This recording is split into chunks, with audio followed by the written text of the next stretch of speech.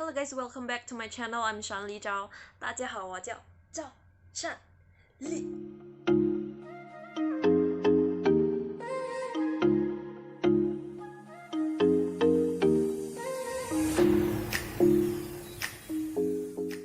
Sorry banget, minggu lalu aku sibuk banget, jadi aku nggak bisa buat video yuk belajar Mandarin. Oke, di episode kali ini aku akan jelasin tentang grammar basic. Jadi aku bakal tunjukin percakapan dulu, dan di akhir aku akan jelasin grammar yang aku rasa perlu kalian tahu. 善丽，你在干嘛呀？在写作业。怎么了？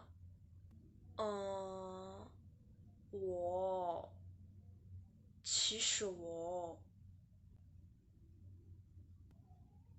算了吧。咋了？你说吧，我听。我刚才碰到了你的朋友。哪一个的？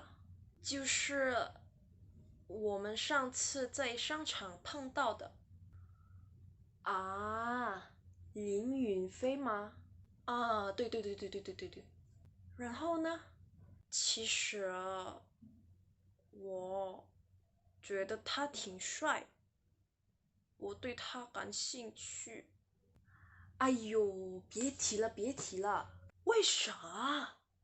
他有女朋友了吗？没有。然后呢？他没有女朋友，但是他有男朋友了。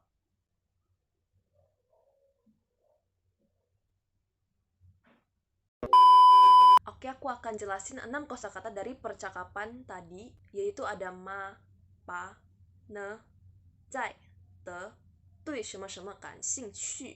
Ma artinya adalah apakah. Kalau di bahasa Indonesia, apakah itu terletak di awal kalimat. Tapi kalau di bahasa Mandarin, apakah itu terletak di belakang kalimat. Contohnya seperti kalimat yang ada di percakapan tadi, yaitu ta you ni pengyou le ma? Apakah dia sudah punya pacar? Next ada pa. Pa itu nggak ada artinya, dia hanya kata tambahan di akhir kalimat. Jadi dia bisa dalam bentuk pertanyaan ataupun pernyataan. Kalau pernyataan, arti dari pa ini sebagai ajakan, kayak yuk atau lah. Contohnya misalnya, zhou ba, yuk jalan, chi ba, yuk makan, atau makanlah. Atau contoh kalimat seperti percakapan tadi, suan le ba, lupakanlah, ni shu ba, ngomonglah, bicaralah. Nah, kalau pa ini ada di dalam bentuk kalimat pertanyaan, artinya jadi kan. Misalnya, tui ba, betul kan? Ni xihuan ta ba, kamu suka dia kan? Nah, kalau na ini sama juga, tidak ada arti, dia merupakan kata tambahan di akhir kalimat. Dan juga ne ini bisa dalam bentuk pertanyaan maupun pernyataan. Seperti percakapan tadi, ranhou ne, lalu tanda tanya. Kalau misalnya cuma dibilang ranhou, kayak ada yang kurang gitu. Itu kayak kalimat yang belum jadi. Kalau ditambahin ne, berarti dia menjadi kalimat tanya. Ataupun misalnya kamu menanyakan kabar ke orang lain, ni zui jin zeme yang? Wo zui jin hen hao. Ni ne? Jadi maksud dia adalah kamu tanda tanya. Kalau misalnya nggak ada ne, berarti dia kamu masih ada lanjutannya. Kata ne dalam kalimat pernyataan berfungsi untuk menegaskan suatu kalimat. Contohnya seperti kalimat di percakapan tadi, zai xie zuoye. Aku bisa tambahin ne di belakang zuoye.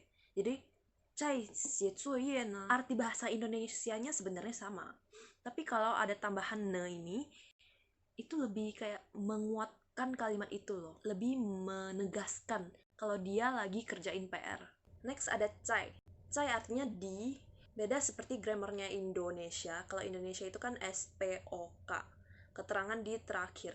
Tapi kalau di Mandarin, cai yang maksudnya keterangan ini harus ditaruh di setelah subjek.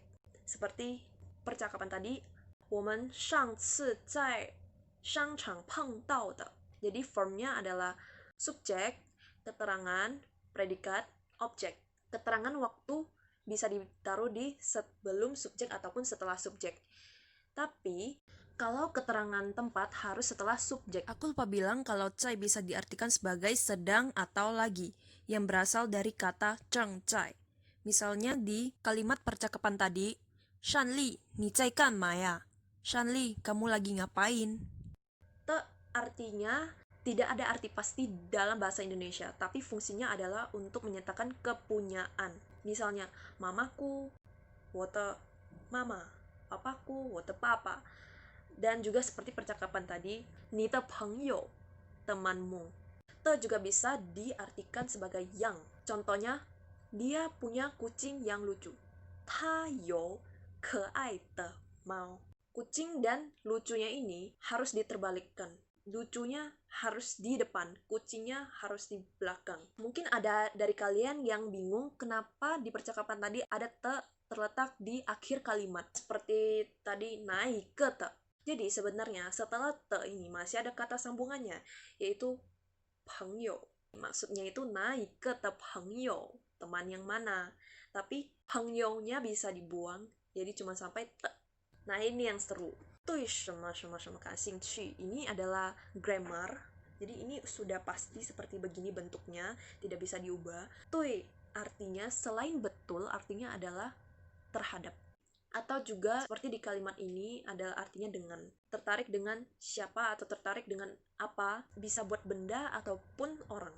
Tui ni kan xing qu. Tertarik dengan kamu. Tui tiao kan xing qu. Tertarik dengan menari.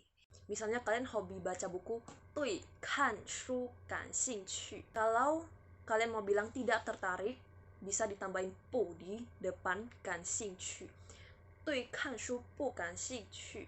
Oke, semoga bermanfaat buat kalian. Semoga kalian ngerti apa yang aku jelasin tadi. Thank you for watching. Jangan lupa untuk subscribe and turn on the notification. Like and share if you think this is useful. Comment if you have any questions or requests or feedbacks. Bye. Bye-bye.